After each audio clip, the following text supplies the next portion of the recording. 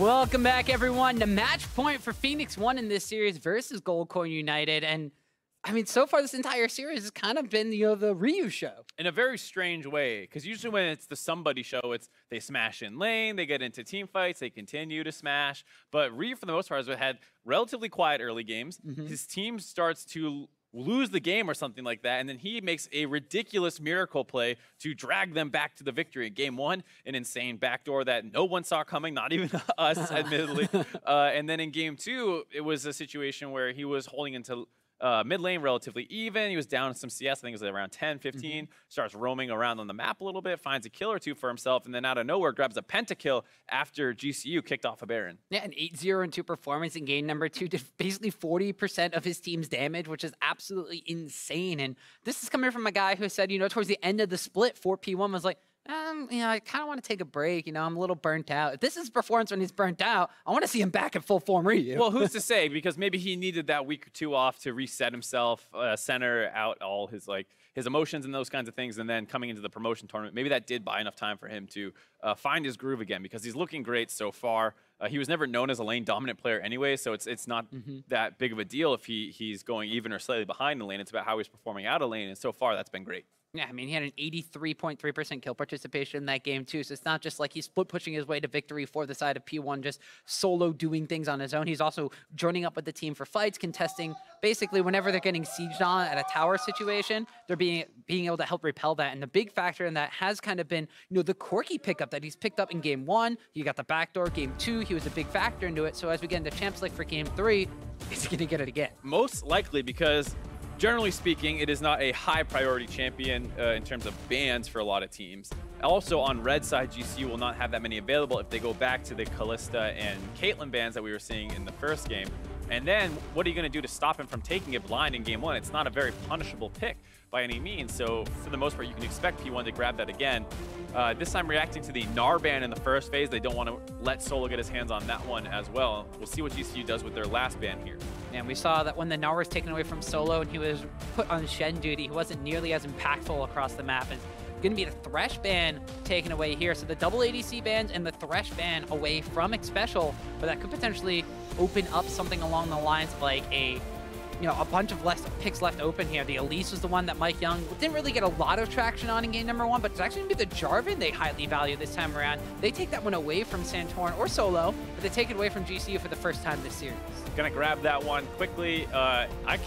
I like this idea a little bit just because you've seen Santorin on the J4 twice. It's nothing you're necessarily scared of, but you don't think he prioritizes Elise potentially, and so you grab the J4, and then you might be able to grab the Elise as well, and you get Zig a nice matchup up on the top side. You already banned that Gnar away, and Jarvan, for the most part, even if he's not going to smash lane, he's in a disadvantageous matchup, he still has great lane setup, and if you play the J4 pick well, he'll always be relevant. And then we see the Tristana being snatched up immediately by Goldcoin United, so Rikara's going to get his 3rd game in a row on, the Yordle Gunner. And now we see a Gragas being locked in. Santorin could flex that up into the jungle, could be in the top lane as well, but Santorin's kind of been the one that tanky style junglers is his meta. That's where he thrives a lot, so wouldn't be surprised to see that going in the jungle. And Solo not being a great tank player, or I shouldn't say a great tank player, he just prefers bruisers. He has a good Shen, you saw that last game, was able to make some good teleport plays, had nice taunts, but it was often into situations where his team was kind of already losing them, and he had a hard time saving them from those.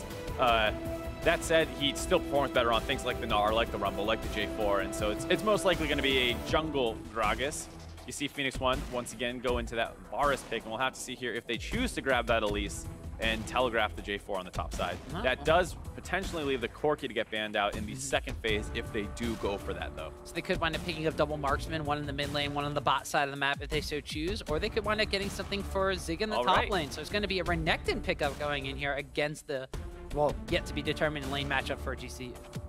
Surprised to see this out of Phoenix1. You heard the analyst talking about, despite maybe the lack of playmaking out of MikeYeung in the early game, a huge CS lead and gold lead over Santorin there. So this time opting for the J4 in the jungle will have even harder time getting that kind of lead. And it does start moving Phoenix1 away from the style that we saw in games 1 and games 2, which were fairly low on tank and very aggressive, with the J4 and Renekton already take, and they have some beef in their comp. Well, we are going to see the Corki taken away by GCU. So now kind of what's Ryu's next most played champion is he's played, between these 2 games in the promotion tournament as well. He's had 12 games on Corki. His next most played is Taliyah and, of course, the Orianna available as well. But what are the good matchups into the Corki? They ban away the Cassiopeia from GCU because that's what they played in game 1. That's exactly what I was going to say. Cassiopeia, good champion into it. Ryu does play a nice Cassiopeia as well. It's one of his most popular picks. 4th overall, but still a good champion for him, so no surprise to see that one banned away. The Shen getting banned away from solo to avoid a kind of a very tanky front line where you can protect backline members or meet up with Santorin as he dives in on somebody. So like I said, a pretty good performance on Shen, so I do like that ban. Yeah, so being able to take that one away and prevent some of the beefy frontline, although preventing Rikara from being enabled to kind of jump forward in certain situations. Although they weren't the best calculated situations, it still led to an air of aggression from the bottom side of the map that GCU was lacking in game number 1. So like he said, like taking away the Stand United shield, but also the Alistar being taken away now from Xpecial by Goldcoin United. This happened in the last game as well. They're trying to eliminate some tanky frontline threats from P1, but also some initiation that P1 is very slim on in games 1 and 2. Much more already here in game 3. And if they grab that Taliyah, his 2nd most played champion, they can expect to have even more playmaking available. But it does start moving them away completely from the style that was played in the first 2 games. And that might go into GCU's favor. They do seem to be, despite the 2-game deficit, fighting pretty well in the late game. In game 1, it felt like a game that they were inevitably going to win. As here, they take away the Cho'Gath pick. Cho'Gath was something I kind of slipped through the cracks entirely in this entire best of 5 series. You've seen it being shied away from a little bit in the NALCS. A lot of people are saying it was the trap pickup, where it was super, super strong and looked really good on paper, but was still kind of immobile in top lane, had good gank assist, but could, the one-shot build wasn't necessarily what we thought it was going to be. Now we actually see the Taliyah is going to be locked in. They're hovering LeBlanc for a very long time, was getting kind of excited for it, but it will be the Taliyah that P1 lock in. So like you said, kind of distancing themselves from what they were working on in games 1 and 2.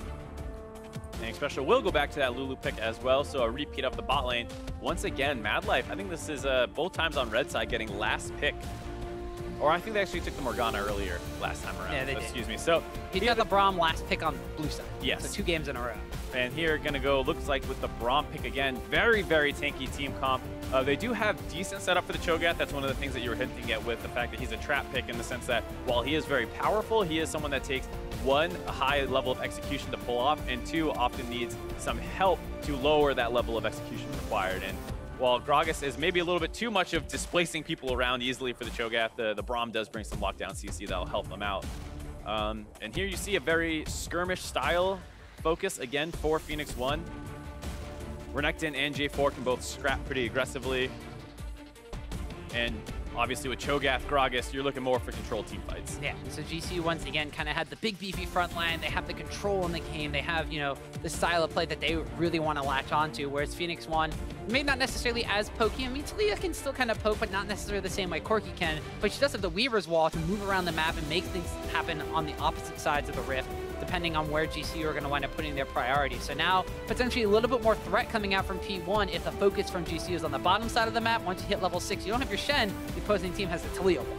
True, and one of the things we said about Ryu is it's about his roaming and plays like that. When he got the packages, he was able to get up to the Shen lane sometimes and punish the global. Taliyah very much can make the same play, and we'll have to see if Ryu can find those kinds of looks here in Game 3. Well, if you're Goldcoin United, you're hoping that by taking the Corki away, you're taking away some of the momentum from P1 because your back is against the wall. You lose this matchup here, P1 is moving on to the winner's side of the promotion tournament, and they will wind up facing the winner of Team Liquid and United going on in the second stream. That means Goldcoin United would fall down into, the do-or-die matchup tomorrow, which you do not want to be looking at if you're a team in the promotion tournament. A very scary proposition, knowing you have one best of 5 left potentially.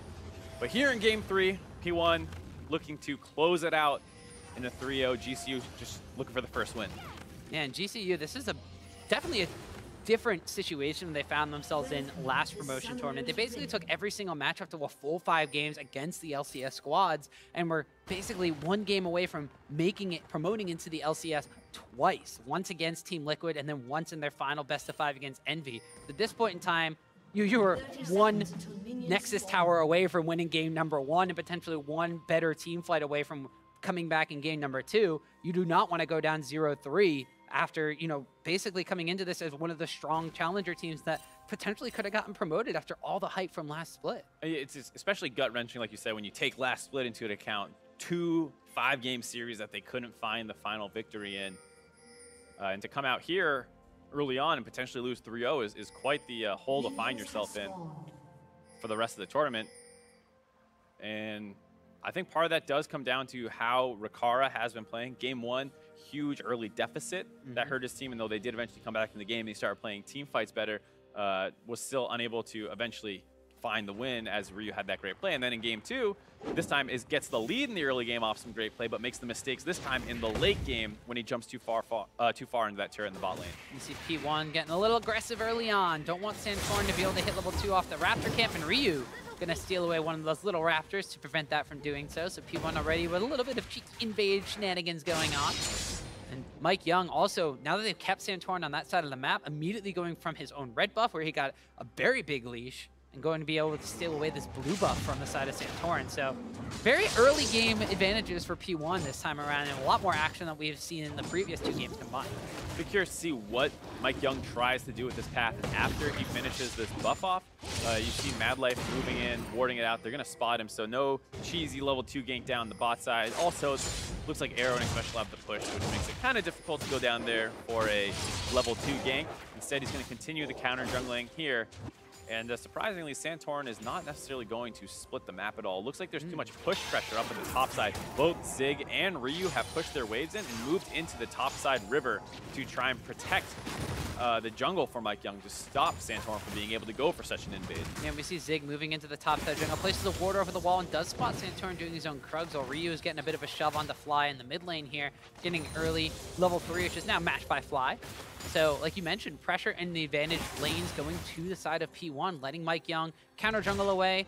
All but one Wolf, take away the Scuttle Crab as well, and he's on a jet set to early game aggression so far. And we'll see if he's able to do so, because in game number 2, when he was on the Elise, we thought he was going to be able to. Didn't have the same kind of gank assistance from his lanes. Now on the Jarvan pickup, also a very early aggressive ganker. Could potentially have that from a seismic shove, or just from a ruthless predator stun coming out from Zig right now. It is a funny position to be in, just because you want to go for aggressive ganks and those kinds of things, but you did just secure yourself 3 quadrants of your jungle. So part of you is like, all right, well, I'm just going to go farm away these Raptors, and I'll go up to my top side, and I'll do all that. And like you said, it would be nice to be able to find some early kills with all the aggression in the lanes, but he is going to be stuck in his own jungle in some sense, just farming up. Doesn't necessarily have to make it super aggressive. His lanes were pushing aggressively, but if those minions bounce back, that could be the opportunity we see MikeYeung going for, as he does have double buffs on, and actually saving his blue buff for later. Decides to pop the Scrying Orb, see if there's any wards available from the side of Santorin while he was on his top side of the map. Looks like there's not all too much, and they might just be going for complete vision control before anything happens. The Scuttle Crab top side goes down, and Ryu's actually gone up there as well. They're just taking away all the vision denial, all the vision control, popping all the Scryer's blooms, hitting the blasting cones, and securing all the Scuttle Crabs. So very early vision dominance from P1 coming in. This is something that they did very well during their kind of rise in the middle of the split, was work through MikeYeung to get things done and work around what he needs. So if MikeYeung is saying, all right, well, if you guys go pushing your waves and control him to his top side, I can get 3 camps. And then when I get three quadrants of the jungle, and then when I can do that, I can go and invade and steal away even more camps and stuff like that. You see him up now, continuing his invading. As Santorin has been trying to make plays happen. He walked through bot lane off screen, was spotted out by P1, unable to turn a play. Here does the same thing around mid lane, as MikeYeung works around that 430 Raptor timing. So he's able to steal those away as well. And you see a 2-level advantage already for MikeYeung. So MikeYeung, massive advantage over Santorin. And this is kind of, again, even though they're not necessarily harping on MadLife in the bottom lane, having huge advantages for Arrow and Xpecial this time around, they're taking out the other factor, the vision control equation from GCU, in the fact that Santorin is now super far behind. And GCU has shown so far this entire best-of-5 series, they don't feel comfortable doing things without complete control. 650 gold lead on MikeYeung alone right now, just off all this great pathing early on. And it's not going to get any easier for Santorin here. MikeYeung, because he did his Raptor so late, those will come up soon as well for him, and he can continue kind of snowballing this jungle advantage he's generated for himself here. and it's very tough for Santorin to get back in the game. Even though you look at that CS count and it looks very even to you, he's got 2 Krugs for himself, which are some of the least efficient in terms of how much the CS actually gives you. So it looks a lot closer than it really is. It's like an inflated 8 CS versus all the other camps with more experience or just less CS overall. Right, MikeYeung has not touched his Krugs this entire time. Those have still been up, but he has stolen away multiple camps from Santorin. He's doing it again right now. He's still in there. Yeah, no reason to back out. You have pressure in a lot of these lanes. You basically have 3 pushing lanes in your favor here, and it's very difficult for them to find any way to force him out of his jungle. Yeah, and we also see now that MikeYeung still has that blue buff on, which was his that he wound up taking before, is now continuing to just cripple the effectiveness of Santorin. We saw Santorin has gone back twice already, has picked up a pair of boots and finished his tracker's knife. MikeYeung, on the other hand, already has an additional ruby crystal just to showcase the advantage he has over Santorin. Now MikeYeung might be going for a bit of a wraparound play. Fly was pushed back against the wall, and actually Santorin trying to get his own wolf here, but MikeYeung is going to Dragon Lance and steal them away. Hits level 6 now, so he has the Cataclysm available, and Santorin has to be a little bit afraid. See, this is one of the best things for P1 to be able to do, because the Gragas pick wants to go around and make explosive plays, flash body slam plays, get his team leads. He does not want to be stuck in this kind of game plan right now that P1 is executing, where he's just constantly tracked and they know exactly where he is. Look how much vision there is down in that bot side jungle on the side of GCU. It's very difficult for Santorin to find an opening, especially when he's so low level, not going to have access to that ultimate to knock someone back for quite a while. Game number 1 was very interesting because we were talking about, the aggressive composition from P1 was looking to get early game advantages, and now MikeYeung counter jungling away on Santorin's side of the map once again, now taking this blue buff away, trying to give it over to Ryu at the same time. He actually will, but Phosphorus Bomb lands here from Fly. Ryu, though, is going to have the protection for the rest of his bottom side of the map just to get away scot-free. And this is why pressure in multiple lanes becomes so annoying, because that was a very risky steal in the sense where you're forcing Ryu to stand still and get hit by this Corki. But because your bot lane's also winning, you know that Xpecial can come up and join you. You know that Santorin cannot really contest this. He's obviously evicted the area already, so you have your jungler to back you up. And you don't actually need to be worried about the fact that, oh yeah, I just got chunked out for free. And this is a different contrast to game 1. As I was mentioning before, P1 was very aggressive with their composition wanted to do in game number 1. They wanted early game advantages. They got a first blood and everything. This is more of a cerebral aggression coming out from MikeYeung. You mentioned that P1 pushing up in the lanes, playing around, and that was their playstyle that got them so far ahead at Rift Rivals. That was the playstyle that we thought was going to carry them through, the middle weeks of the North American LCS. But it didn't pan out for them there, but this time around, kind of going back to what was working for them at that point in time. And this is, people say aggression, they think bloodbath, they think a ton of kills, but this is kind of calculated aggression, a calculated playstyle that has gotten their jungler this far ahead and therefore gotten their lanes safely through the lane phase. It's similar to game 1 when there was, I believe, 2 kills to 1, but a massive gold advantage for P1 here. Only 1,000 right now, but it's one of those ones that feels like it's ready to boil over at any moment. Just one big Jarvan play around the bot lane or the mid lane could result in a turret dropping, and then the first Mountain Dragon, and then from there it continues to snowball.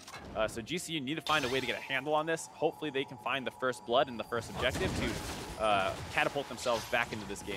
Meanwhile, the bottom side of the map, they don't have the same 40 CS advantage they had in game number 1, but they have something very similar to game number 2, and that's the Ardent Center Rush coming out from Xpecial. Cleanse picked up for Ara again, the heal on Xpecial's Lulu, so they're going to be going for the very fast Ardent Center aggression coming out from that combination. Is actually Fly.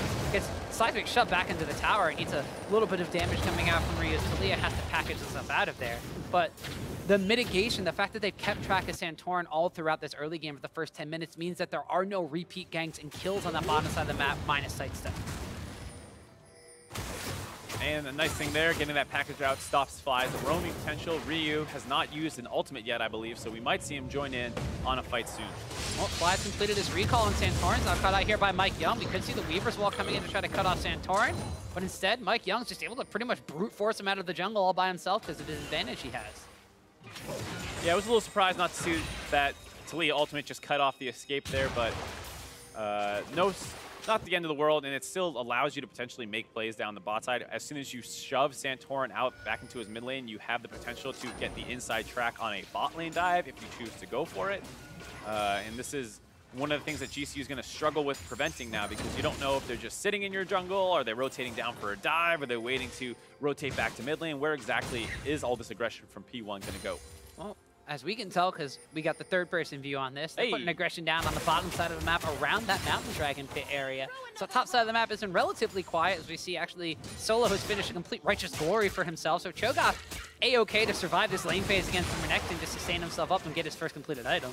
Once again, the top side, Zig and Solo, not too much going on early into the game. All about the bottom half of the map.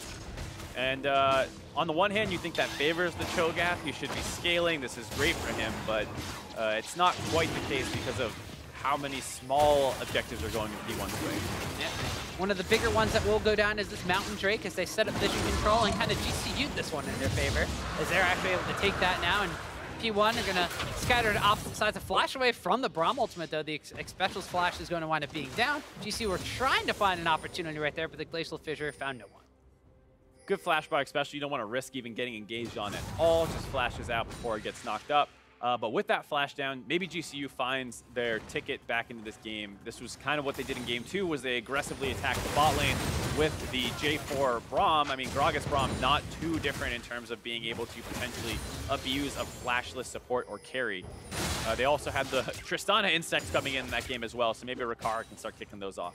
Actually see Stormborn Pack picked up for Santorin as well, so if he applies some CC, he's going to be able to keep Rikara and Fly if they join up in these later game team fights alive a little bit more. Also just the extra amount of lifesteal they can gain from that, but you know, just no team fights to be seen whatsoever. P1 are just kind of peeking the pieces of GCU separated from each other. More specifically, Santorin being an ineffective piece in this game so far. Has completed his entire Cinder Hulk, however, so he does wind up having an item finish for him. But MikeYeung is yet to go back still and has about 1,500 gold in his pocket, which is 600 more than his opponent has.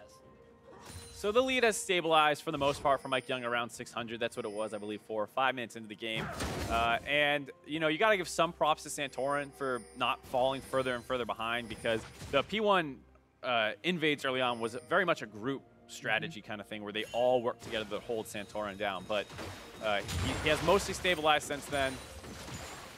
Unfortunately, GCU has still lost some objectives, and he hasn't found a play yet, but he's made the best of a bad situation in some ways. More importantly, despite being continuously invaded on and being able to stabilize, he's done it without dying either, which is, you got to give some credit to him in that factor. The fact that Jarvan, we talked about, very early game aggressive. He had the Taliyah coming up and helping him. He had Renekton on the top side who's coming up and helping him.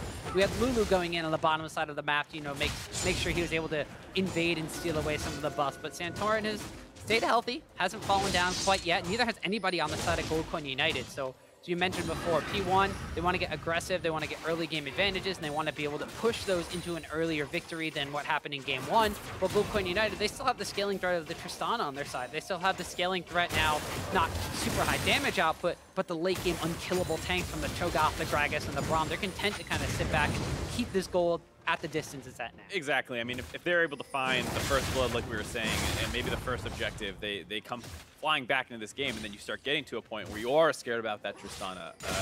Your two frontliners of Renekton and J4 mostly just build health, not a ton of resistances. They will get Gargoyle Stone Plates and things like that, but a lot less tanky than, say, a Cho'Gath will get, a Braum and a Gragas as well. It looks like the first hole in the vision has been found here by Santorin as a control ward is in this brush. Goldcoin United are setting up and waiting for this one, but they do see that MikeYeung is just in the river as well, so this might be a 3v3 situation. We'll have to see if they're content trying to take this one or not.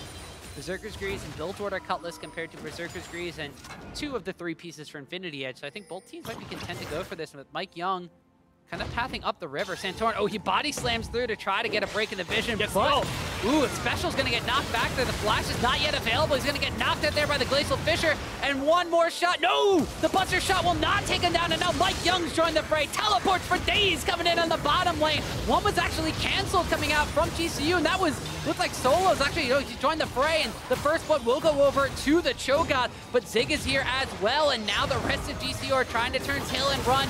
Fly was the one that did not join at that teleport, and it might cost them here as P1 answer back. They say first blood, but we got 2. A nice answer out of P1 there. They were aware that GCU was trying to force down around that flashless Lulu. MikeYeung was hovering down the bot side. They're able to react quickly to that aggression. Xpecial just barely able to live. And I believe in the mid lane, Ryu might have used his ultimate to interrupt the teleport that Fly tried to use. I would like taking a look at that. Get a chance. Hint, hint, observers if possible. But here you see it. Initially, they jump onto Xpecial. The Buster Shot just slightly too early. He's able to live. MikeYeung goes for an ult right away that is flashed out of by Santorin. And there you see it. It was used to cancel, and then he used his Taliyah's passive to roam faster. So very heads-up play out of Ryu once again here. Goes to get the first kill, able to join in and kind of punish because they get some knock up as the Braum jumps forward. MadLife jumps through the entire minefield there, takes a buttload of damage, and gets 2 kills for P1. You see there Fly with a big fat 0 in that fight for damage. Though Taliyah may have done a buttload of damage with her E, it was mainly Arrow that came through here. And now they continue to prey down on Santorin, utilizing the smite just to heal himself back up off the red buff. But with Zig and MikeYeung fast approaching, Zig's gonna slice and dice, cut him down, and gets himself a red buff. And it feels like GCU's problem is as the game starts to get more and more aggressive, they start losing track of all those timers that they seem to love to play around. They know after that big bot lane fight, red buff's coming up for P1, they make an aggressive invade, something they've been doing all game long. But this time, because there was a skirmish beforehand and GCU's not playing with 100% awareness, they lose track of some of the members of P1. So instead of just being a red buff steal, it results in a kill as well. Now we see Ryu going toe-to-toe against Fly towards the bottom side of mid lane. There's a package available for the Corki. Well, MikeYeung puts on his dancing shoes and goes around the world with the Rift Herald, so that's going to wind up falling down in favor of P1. There have been no towers yet to fall in this game. Still a 2,000 gold advantage and 2 kills in the favor of Phoenix1, so this Rift Herald usage may be the one that breaks the tower's back. Is actually Fly getting aggressive under the tower, picks up a solo kill on Ryu. Very aggressive play out of Fly. It was under the turret a little bit there. Seems like maybe was able to poke out Ryu just a little bit and then pinned him up against the wall, able to land some auto attacks. Taking a look at that as they get the dragon off the back of that kill. Yeah, just already at a health disadvantage. Ryu just gets chunked out very hard by the Frost Bomb. Very easy kill. Didn't even have to use the package aggressively to secure that. No, so Fly saying, well, my team's going to wind up trying to force this best-of-5 series into more games and have a chance to move on to the promotion tournament. I'm going to have to make some plays happen. So he does in a 1v1 kill against Ryu, who, I mean, we said games 1 and 2 have been the Ryu show, not because of his lane advantages, as we saw him dying solo right there to Fly, because of the ways he's been able to kind of carry his team into victory. I mean, carry his team is a little bit disingenuous. Game 1, he backdoored a Nexus. Yeah. Game number 2, he got a pentakill. So carry is a very loose term in this sense. I mean, even in that last fight down the bot lane, you could say in some sense he carried it by making sure that teleport did not complete even faster, and then was able to throw in some damage as well. What's good for GCU here is they're able to grab the second Mountain Dragon of the game off the back of that kill. It limits how much true damage he won't be able to do to these objectives that they love to force. P1 are going to walk immediately into this gank here. Chanic Crushing goes after the Cleanse Flash from Arrow. Xpecial has the Wild Growth himself. He even has the heal, but there's so many members of GCU, he's going to go down. A nice punish evens up the gold count, but the first turret gold is still available. Looks like P1's going to try and force that around the mid lane with the use of this Rift Herald. GCU is going to be working on their own down the bot side. Fly is trying to just defend against this. GCU are trying to race on the bottom side, but like you said, with the Rift Herald in tow, it's going to wind up going over to the side of P1. MikeYeung even getting aggressive, trying to force Fly away, but GCU will answer back immediately by taking the tower on the bottom side of the map. Because of the first tower gold, though, P1 maintains about 2,000 gold advantage. Not too bad for GCU, though. They had that Rift Herald. It was eventually going to get used anyways, and you got to force it out in a situation that I don't think P1 was exactly looking for in that Rift Herald case. So they're able to trade turrets during it, as opposed to just get forced mid lane into a 5v5 where they still lose their turret either way. They also get a kill down the bot side, so not bad at all for GCU. No, and now we see, still there's a very low HP tower on the bottom side of the map, so P1 could potentially just send somebody down and hit that tower. It looks like they will wind up keep Arrow on the bottom side of the map with Xpecial just to try to push that one down. Or maybe they're just giving him a red buff and he's going to rotate down towards mid lane and they'll use Zig, but either way you go, P1 still have advantage in this early game, and GCU, you mentioned, it looked like they're kind of floundering, not having the timers that they were playing around and not being able to take the game at their pace, but the solo kill from Fly kind of was a wake-up call for them to get themselves back on track. And this gold lead is almost exclusively from MikeYeung at this point. He's 1.6k gold ahead, a small gold advantage as well on Zig, but those are not necessarily the members who are going to get fed and snowball this game for you. I mean, the Renekton into Cho'Gath will have a hard time bullying him out, and Jarvan will mostly turn into an engage bot. So this is, while it is a gold lead for P1, it's not necessarily on the members you would hope for. And we see Ryu now having to go toe-to-toe against Fly on this Corki. About level advantage has a Trinity Force for himself compared to the Marilla Namicon of Ryu. We saw MikeYeung translating that gold advantage. About that 1.6k will be a Knight's Vow that he has acquired for himself. So, don't know. I'm assuming he's already pledged his loyalty to Arrow, but we'll have to wait and see when they get closer to each other. Because now GCU are kind of setting up in the area for a bit of vision. There it is. There we go. He hadn't pledged his loyalty to anybody yet. He was saving. Don't just keep your loyalty to anybody, Mark. That's why you pledge your loyalty to me. I don't care what you say about Dash. I know where your loyalties lie. Easy there, Tom. But Gold Clan United are now moving up their vision control to the top side of the map. They have the top tower that they can pressure down and rotate their dual lane up there to actually match the one that P1 has shown up there, while they have Zig pushing away on the very, very low HP tower on the bottom side of the map. And we'll see now if GCU and their vision control are going to be able to capitalize on the top side advantages here. By top side advantages, I mean the fact that the Baron is up here and they've already put down a couple of wards. It's one of those situations with that turret so low on the bot side that you would love for your bot lane to go down there and take that turret. But if you ever show your bot lane down there, you have to risk this double marksman comp out of GCU, moving up to the Baron with that Mountain Dragon, potentially trying to burn it down. They have the Cho'Gath Feast to secure it. I mean, there's a lot of ways that if you put your AD carry and your support down there together, you could be in a world of hurt objective-wise. So I understand why P1 ends up with their bot lane up around the top side. It's just too late in the game to really force down around there. It's going to be on Zig at some point to find that, as Solo speeding up with his Righteous Glory there. Righteously charges in and gloriously misses his skill shots, but it's enough to zone them away from the tower, and that's all GCU really needs here. As they knock down that mid lane tower, they close the gold gap. It's only about 700 now in the favor of P1. And this is kind of the story of the series, I'd say. A lot of the times, P1 grabs an early advantage, something's going well for them, and then slowly GCU claws their way back in the game, but for some reason, P1 keeps winning them. So we've been in this situation before a couple times. We've said the scaling's been in GCU's favor, but until they're actually able to out-execute P1 in the late game, you'll always have a little shred of doubt on the side of GCU.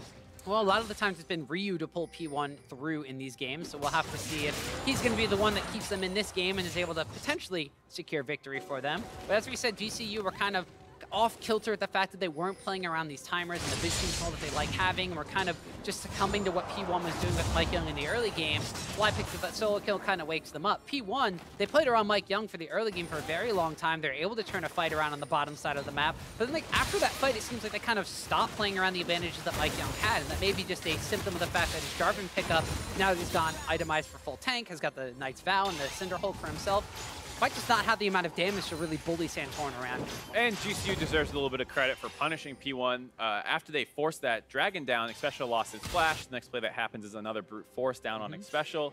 It does get turned 2 for 1, but it's like you said, it's starting to break down into this way, and eventually Fly finds a solo kill, and like you said, after that, it feels like they've had control. Now they're using their tanky team comp to kind of brute force into this river, getting a vision control fight over this Dragon. Yeah, the third and final Mountain Drake of this game is one that has spawned Arrow in a bit of a precarious position. Utilized the Chain of Crush, winds up landing onto Fly, but he's able to Corki package his way out of there. But that's Corki package down, but GCU has not gotten the inside track with the Scuttle Crab. Goes over the side of P1. And this time it's actually a useful Scuttle Crab. If you get into a team fight, you can potentially use that to chase or disengage, and here you can also use it to know what the enemy is doing as you fight over this Dragon. Weaver's Wall is used to just push people away. The explosive cast goes out, but MikeYeung goes in. He silenced up and knocked up Santorin. Once again, knocked in as well. Zig's trying to get in there, but Solo just chomps down onto MikeYeung, but Zig's able to pick up a kill on Santorin. There's no junglers in this fight, but actually will still wind up going over to Gragas. I believe he had a barrel down on the ground that finished that one off, funnily enough. But yeah, both junglers kind of being the bounce balls on the other team. They get knocked around a lot, and they end up going down in a bit of a trade. GCU already had the inside track around that Dragon. They were able to finish it off. And another scrappy team fight that ends up 1 for 1. Ryu kicks this off by trying to put them all against the wall, but MadLife is able to block that, so they have a lot more room to work around this team fight. MikeYeung gets focused down as well as Santorin. Santorin gets the smite to try and keep himself alive, but the Dragon finishes him off, and then the Barrel gets revenge. So that's how Santorin picks up the Dragon kill, but P1 immediately reset and moved Ryu up onto this top side of the map. So hey, they said Ryu was going to be the one to try to pull them through to victory. He's able to get the second tower of the game and keep that 2,000 comfortable gold lead that P1 has had for pretty much the entire game. So even though the second Mountain Dragon goes over to GCU, they'll have a lot of effectiveness, specifically burning down this Baron, like you said, with their double marksman composition. Rio's able to even up the objective game with that tower. Feels like this is going to be one of those games that's going to have a lot of explosive team fights around neutral objectives. Baron's starting to be vision control focus of GCU here, grabbing up that Scuttle Crab, trying to get some deep vision down as well as some pink wards. And it's officially at the point where Zig has a really hard time pushing into solo down the bot side. He just doesn't have the tools, the percent health damage to really threaten solo in any meaningful way. And they can both clear waves in front of each other, but solo will most likely have the pressure from here on out. You see Fly on his own Corki pick this time around, has the rapid fire cannon and a Trinity Force for himself. Gets the towers back in the side of Goldcoin United's favor, as he picks up the third one on the top side of the map, which is the final outer tower in their favor. As you mentioned, Zig having a bit of a hard time going toe-to-toe with Solo on the bottom side of the map here. You see Solo threatening to push down that inner bot lane tower. Very large Cho'Gath compared to that Renekton. But still, just the difficulties out that Zig is having. He's at about half HP right now, and Solo is just A-okay, sustains himself up with that Cho'Gath pass. Yeah, I mean, Zig also has a little bit of sustain through the Call to Meek, but it's just not a fun position to be in. Solo just sits in the wave, turns his E on. If you get hit by those spikes, you get dropped down low, so you kind of have to wait for him to finish clearing the wave by himself, and then you can potentially take that fight. We see them fighting over the coveted Krugs, one of Santorin's favorites this game. As now GCU immediately seeing that multiple members of P1 are moving down the hill with Solo, as he actually has Fly for some backup. The other three members of Goldcoin United are going for a Baron, and actually GCU's duo on the bottom side might be winning this 2v2 skirmish. The Baron, though, hasn't backed away from as MikeYeung throws down his Demacian flag and sees over the wall, but at the same time, GCU, they started up two different objectives. They barely don't get either, though. That tower barely stays alive. I like that decision out of GCU, though. They kind of read that Ryu might be making his way down there, and they want to counter out that potential play. They also have the teleport on Fly, so they don't need to worry about if Ryu's not there and they force around Baron. GCU can, of course, react to that one. They almost get the kills. They do get the turret down extremely low. They'll be able to pick that up probably in just a minute once Solo resets and gets back down to that bot lane. And you see the struggles once again. GCU's team comp seeming to outscale, seeming to turn online, but they haven't made the back-breaking play to actually secure themselves a game yet. And the thing is, P1, unlike game number 1, does not have massive advantages like they did previously. Before, it was about a 10,000 gold lead, and there were a couple of bad Baron fights that went against them. This time around, it's a 1,000 gold lead, and they're down in towers at this point in time. So Goldcoin United have set themselves up for success in this game, and P1, I mean, if they had opportunity to win game number 1 straight up in the early game, the same exact point in time, it's passed them by at this point. They're gonna have to try to, you know, find that weakness, the hole in the armor from Goldcoin United, and try to expose that and run them around the map like they did previously. And Ryu, one of the guys who's been the big playmaker on the side of P1, is on Taliyah, a champion that's a little bit less, you know, has a little less agency than Corki to just do whatever it wants. Corki has some package, has a lot of damage, has Valk repositioning tools. Taliyah has a harder time kind of just going in and trying to see if you can chunk somebody out freely. You have your ultimate, which is a great tool for working within your team, but if you're trying to go and make a play, be a hero, Taliyah not the best champion for that. No, and of course your teamfight effectiveness has gone up, whereas you don't necessarily just have raw damage. You mentioned the Weaver's Wall to cut off routes of escape, seismic shove to reposition, and more importantly, secure kills on the carries. It's actually Arrow on the front line. Chain of Corruption goes out. He dodged out on the explosive cast as well. MadLife coming in to try to save Santorin. The teleport in the back here coming in from Solo. Ziggs joined the fray just by walking through, though. He's the only frontline member from P1. The rest of his team's kind of forsaken him, though. On the other side, the Weaver's Wall comes out, separates them into a full house situation, but there's the Corki package slicing across the team. The first kill of the fight goes over to GCU's Rikara. They're chasing down the fly over the wall, but they pick up a kill on the Santorin, and Corki afterwards. It's Ryu that gets a double kill, but the Tristana jump is there, and they find a kill onto Arrow, resets and leaps onto Xpecial. A triple kill now for Tristana. Very scrappy fight by both teams there. Arrow has a nice outplay on Santorin to start that one out. They chunk him down. Both teleports come through, but then P1 is forced to back away through the river into the fight, which kind of abandons Zig on the front line. He starts getting focused down, and off the back of that, GCU is going to start being able to mow down some objectives. They take the inner turret. They're going to try to work down onto this inhibitor turret, but Ryu's there to defend. They got a big, beefy Cho'Gath to tank up as many hits as possible, but you don't want to be taking free shots from Ryu's Taliyah either. So GCU They come out ahead by 1 kill in this fight. Take a lot from it. And there you see Arrow slightly outplaying Santorin there, gets the body slam in, force him to flash out. MikeYeung jumps in, wants to meet up with Zig to kind of put in a Bash Bros fight in the backside, but they get kited out. They have to wrap around the far side, which leaves Zig alone now. He starts getting focused down. A good wall out of Ryu kind of splits the team up a little bit, but they have the tools to get involved in that. Corki packages in, but hold on. We got a Baron fight. I don't know who actually started this one. MikeYeung is the one that gets chunked out, but it looks like both GCU and the Baron, and now Goldcoin United are in pole position around the Baron area. And they're starting it. They're starting it out. Decide that there's no replay worth talking about. They want to make a new one here on the Baron. They're melting it down with double mountain. Ooh, the Cataclysm comes out though, but Solo just noms down. The Feast secures the kill on MikeYeung. Santorin's able to secure the Baron first. The Explosive Cast knocks Xpecial back into the fray, and Tristana has leaps for days, but it's a double kill that goes over to Corki. Zig now is going to get knocked down as Rikara goes unstoppable, and GCU take another team fight. Good play out of GCU there. They have the opportunity with that Cho'Gath ultimate to decide if they want to use it to secure the Baron or kill the enemy team. They use it to kill the enemy team's smite, therefore securing themselves the Baron, and then they can win the team fight after grabbing a 4-for-0 and going to continue pushing here with only Ryu left alive.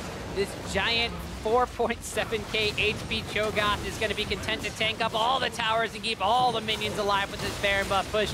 GCU, there's still barely anybody left alive from the side of P1, and they just might be brute forcing this down. They might be taking game number 3 and giving us a series here in the promotion tournament. There we go. GCU fires back, taking game 3. Off the back of some great play out of Fly and Rikara. Fly started it off, bouncing his team back into the game with a solo kill in the mid lane, and then Rikara, late game, took over once again with some great Tristana team fighting. Yeah, so Goldcoin United showcasing the fact that you got 3 tanks, you got 2 carries, you got superior team fight composition. If you keep yourselves within that 2,000 gold area, you're going to be able to bounce back and take fights in the later stages of the game. But P1, they still had a very similar composition, or I'm sorry, they had a different composition from what they were normally doing with the Corki pickup and the kind of 1-3-1 kind of split push setup that they normally had to group up a little bit more for fights, had to try to get more advantages or just gold leads from their early game. They weren't able to spiral it out of control. But even though MikeYeung was 2 levels ahead of Santorin for most of the early game. Yeah, and this was kind of what we were saying in Champs Like, is that, you know, P1 has definitely moved away from what we've seen in the first few games with this composition. And the leads that they were getting onto Jarvan is something that you would traditionally see people trying to do for a Nidalee or an Elise, a champion that can really go in there and just solo kill somebody if they're starting to get low. There was a time or two where MikeYeung took a fight in the jungle with his 600 gold lead and tried to kill him, but it's Cinder Hulk versus Cinder Hulk at the end of the day, and if you're not bringing someone else to help you find those kills, they can't do it. Once at Wolves, Santorin gets away. They do find a kill once at Red Buff, kind of going for those aggressive plays, but it was not enough to snowball the lead by any means, and the couple plays out of you know, GCU is able to pull them back into even, and then their team comp is much better late game. Yeah, and as we saw, Goldcoin United were able to hang tight and hang in there, and we're able to come out away with that victory. So now for an in-depth look at the GCU win, let's send it on over to the analyst desk. Thank you very much, guys. And Goldcoin United able to pull one back here. I mean, last promotion tournament, they couldn't close out a series. Trying to flip the script. First victory for one of the challenger squads versus an LCS team. They're deserving. They're deserving. They won 1. Now they're about to reverse sweep and keep us here for another 2 hours. But let's go ahead and take a look at the team compositions here on the lower third. Corki now getting moved over from Ryu. Ryu had played it multiple times before, had great success. Now in the hands of Fly, we get to see him as a playmaker. Yeah, and he had a lot of DPS. I mean, that's what Corki's brought for, right? It's the Tristana and the Corki. We've seen multiple team comps work where the spacing between those 2 carries allows the other one to get off auto attacks during the focus on there. On him, and it definitely did come up huge. That being said, I also like the Taliyah from Ryu. You know, he had some good interrupt and some very big plays for the team. Yeah, Ryu had that one really sick play where he just threw out the Taliyah wall, interrupted the teleport, kept roaming. So he was clearly good at the champion, but Corki does bring a ton of sustained damage in these really long and scrappy team fights we've been seeing today. And one of the reasons why he was able to do that was the Cho'Gath. Cho'Gath got huge, soaked up a ton of damage, and really gave Zig a hard time in the top lane. Yeah, Cho'Gath's an interesting one here because he is nerfed on 7.15 when compared to 7.14, where he was banned in a lot of the different games. Less percent max health on his E. And if you put a lot of time into it and you're able to have any type of setup CC, whether that be a Gragas or a Braum, then he becomes much more effective. You got a very good teleport off early in order to get first blood with his feast, and that did set him off in a good direction. Right, and they had a couple of great team fight wins, which led to this replay that we have here at the Baron Pit, 4-0 for Goldcoin United plus the Baron, which ended up closing out the game. And a lot of zoning here from the Cho'Gath, as we talked about. He uses the Ruptures very well. He also uses the threat of the Feast very well. MikeYeung's going to go around, use the Blast Cone, get over to the Honey Fruit, but then he ends up going for the steal on Baron, and then they also take the fight. You have to make the choice. You're either going for the fight or you're going for the steal on Baron, and you're sacrificing someone. There, he goes in, tries to get in for the right timing with the Cataclysm because you can't get interrupted, but he gets killed on impact, and that's immediately the whole team fight since the team, the entire rest of the team is also there going for the team fight while they're sacrificing a member who's going for a Baron steal. That's why you have to have a clear decision during these endgame objectives, and you can't have the split going for a little bit of both. You lose the game immediately. You fail with both. Yeah, especially because it was blind. He jumped in with his Cataclysm at 3,500 It had like a pink health. ward. I don't know when it got in there, but there was a pink ward in I there. think it was afterwards. If it wasn't blind, he jumped in way too early because the Baron was at 3,500 health, not even close to a steal. I think the call there should have been to fight if they were going to do anything at all. You're generally not going to win a steal against a Cho'Gath because he can feast for 1,200 health, and you're almost never going to win that smite. Shouldn't. So, miscommunication. You're almost never, not saying Again, never. No definitives here on this desk, but that leads us to ask the question, when is MikeYeung going to step up? Because Ryu has been playing his butt off, making plays on Corki, making plays on Taliyah, but Mike hasn't had the dominating series. He got the Nidalee, and thankfully Ryu went ahead and backdoored, but he got outscaled and hasn't really transitioned huge leads to any of the other lanes other than Ryu. Yeah, currently, I'm not willing to put it on Mike. He had a 1,500 gold lead over Santorin in the mid game. He's had similar leads in all three games He had a this series. 2-level lead as well for the majority of this game. I mean, I don't know what Santorin was doing. He was level 3 at 6 minutes. But aside from that, MikeYeung was power farming in a lot of good ways. So it's the team play that these guys are lacking. I think Mike's getting his leads. They just need to be able to use it. Well, Santorin was the victim of some pushing lanes on both sides, and that's how MikeYeung was able to get in there for a lot of counter jungling early on. But yeah, I wouldn't go ahead and lay blame. So where's Goldcoin United need to go to continue the success that they found in Game 3 that they weren't able to find in Game 1 and 2? Yeah, I think they continue to do scaling. Unlike the Team Liquid series, which was a very quick and decisive 3-0, all three of these games have had windows where Goldcoin United have winning scenarios. They got backdoored in Game 1 after mounting a huge comeback. They were up 9 kills during that game. They had an early game leading Game 2, and they actually won Game 3. So I don't think they have to change too much. I think they just need to continue to try and get stuff like Trist, try and get team fighters in the mid lane, and just go for the big team fight wins. All right, well, Goldcoin United were able to make a series out of this. Meet us back here after the break to see if Phoenix1 can go ahead and bounce back for Game 4. You're watching the North American League Championship Series.